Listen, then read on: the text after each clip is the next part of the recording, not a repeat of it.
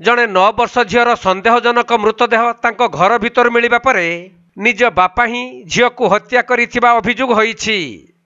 एपरिकी मृत झीर सान भाई मो अपा को बापा मारी देइथिबा पुलिस निकटरे सूचना देइथिबा जणा पड़िछि।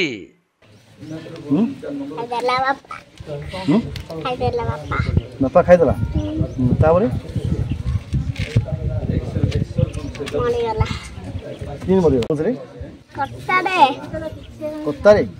एभली एक संवेदनशील घटना घटी गंजाम जिला खलिकोट अंचल रे।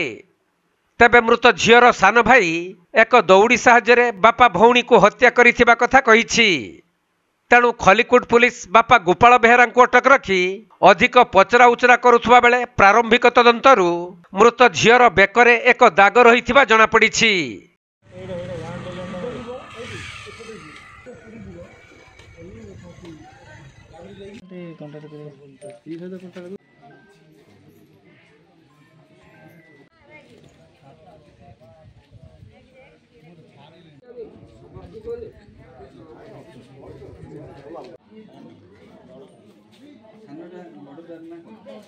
गंजाम जिला खलिकोट अजित कुमार पट्टनायक रिपोर्ट कोणार्क लाइव।